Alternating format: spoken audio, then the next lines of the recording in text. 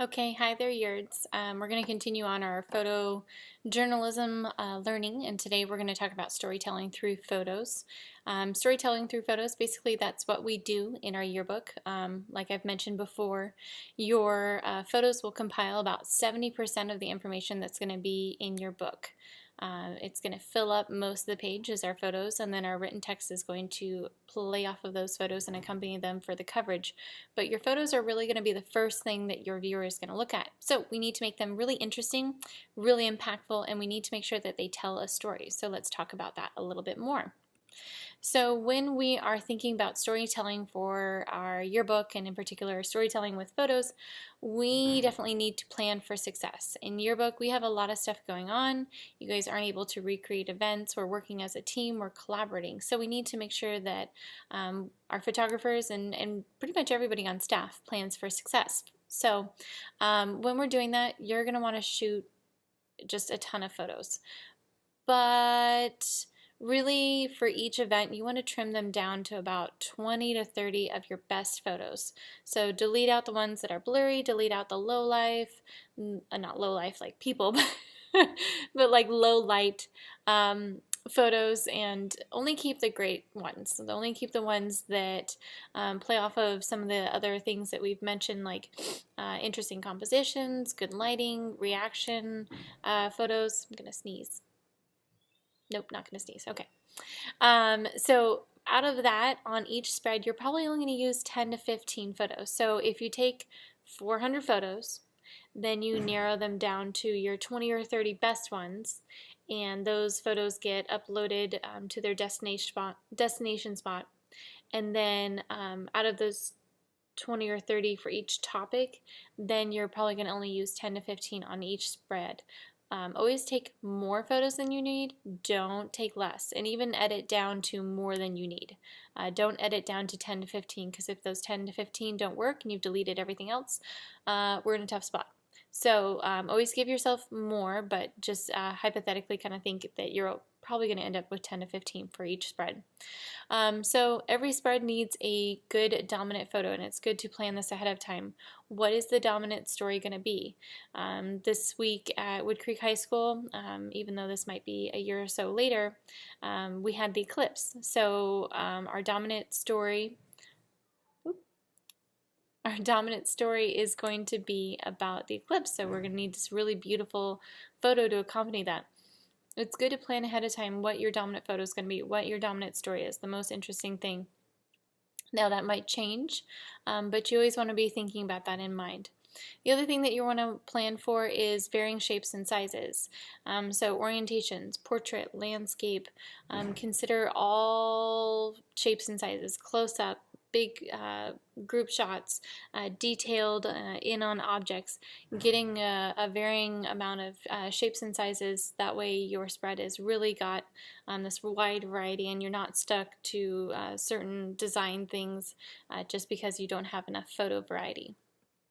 So like I've mentioned, diversity and variety is key. So think action, reaction, illustration shots, which we've gone over before and we'll go over in the next video.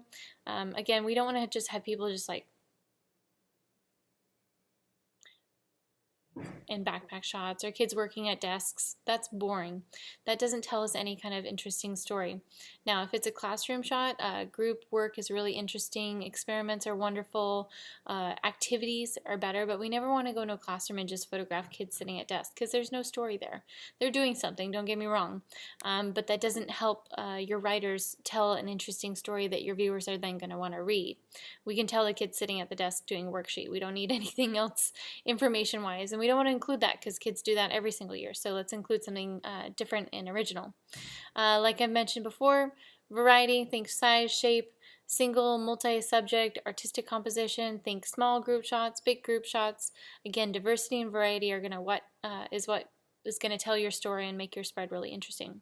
So let's talk about, once you narrow down those photos, some cropping tips. So cropping, you want to think about deleting out all the unnecessary information from the photo. Every inch of the space should tell a story. There shouldn't be any excess information. If you can cover it up with a piece of paper and it doesn't affect the story of your photo at all, or if it doesn't affect the composition of your photo at all, then you need to get rid of it. It's just excess information that's deleting out the space, and it's making it so your viewer is looking at things that they shouldn't be. And also, if you crop things in, then you can get people's faces a lot bigger, and that's what we want in the yearbook. So when we're cropping, you want to think cropping from the inside to the out, okay? So think about proportions. Depending on how you crop it, you can tell two very different stories. So in the photo on the left, based on the way that the photographer has cropped it, we have cropped it in tight. We're using the two bodies as kind of framing, and really the story is about her and him. That's all we're looking at. That's all we're considering. There's nothing else going on in our viewpoint.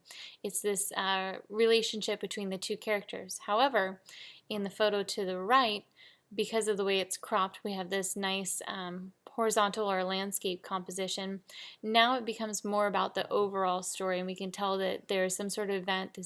These people are looking at these two couples. It tells a little bit more information, like you can tell that this isn't like homecoming, versus here you might think this is just the homecoming dance. So it's best to zoom in on faces. I like this photo a little bit better because, again, the story is really about these two people, not so much about the people in the background. They don't tell us a whole lot of information. But you can see the interaction between these two people. You can see the relationship. Also, you get to see the expression on her face a whole lot more in this photo versus this photo. So think about cropping from your focal point, your center of interest, outward. So look at where should your eye go first, and then think about what you need to include on the outward areas. So here we have another photo. Again, we've got storytelling happening here. This is a great photo, don't get me wrong, but we have this excess information off to the side. We don't really know what's going on down at the bottom. We can tell this is a really fun experiment. We've got a little bit more information, but because of the linear lines, the leading lines being made with the photo right here, this is a better form of cropping. I even think you could crop it in a little bit tighter, take off some of this roof because this roof doesn't tell us any information, and maybe slightly tighter on this side, just so we get a little bit more close-up shot of the faces, because that's what matters in a yearbook, are people's faces, not what the room color was. But I think this is better because she's really, really vertical. Really, really nice, tall kind of columns being formed with the lines of his hand and his body and her and the bubble and everything. Everything's real vertical. In this one, everything feels kind of short and squatty. We aren't getting that nice linear movement. In this photo, it's a lot better because this really should be a portrait photo to kind of capture that real verticality that's being made. So some more cropping do's and don'ts, and make sure you're writing down this in your notes. Cropping do's and don'ts: avoid cropping at the neck. This person's been decapitated. Don't decapitate people, okay? Marie Antoinette didn't like it, either will your yearbook kids. Think about the background. Think about how it tells the story. Does it distract or does it aid with communicating what the heck is going on here? If it's distracting, crop it out. However, if it helps tell the story, include it in. Avoid placing the center of interest in the middle of the photo. So here you can see this is our main focal point, this guy right here. Our eye goes to him first because his face is biggest, and also he has a really great expression. Don't put him in the center. Rule of thirds, we've talked about that before. Putting it dead in the center, unless it's got a really great bullseye composition, it's probably better off in intersecting one of the rule of thirds.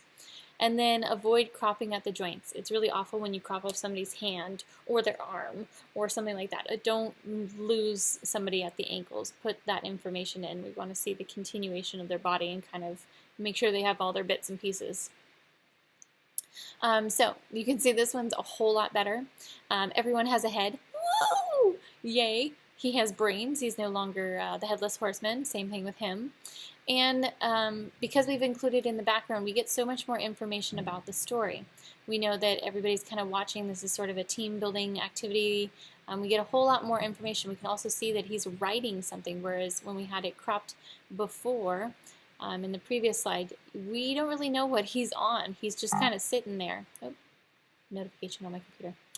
But on here, we can see that he's writing this little cart, and look at his face. It's still kind of in the center, but it's not as bad. I would love it if it got shifted over just a little bit. But overall, this is not that bad as far as rule of thirds is concerned. It's a little off, but not terrible. And again, we've included in his feet because we've included in his ankles. We get all that necessary information. You get so much more about the story in this photo versus this photo. Okie dokie nerds, so that was a pretty short little video about cropping and kind of planning ahead for your storytelling elements. Remember to have your notes taken in your notebook, and I will be checking those for points. Have a great rest of your day, and we will see you tomorrow. Bye guys.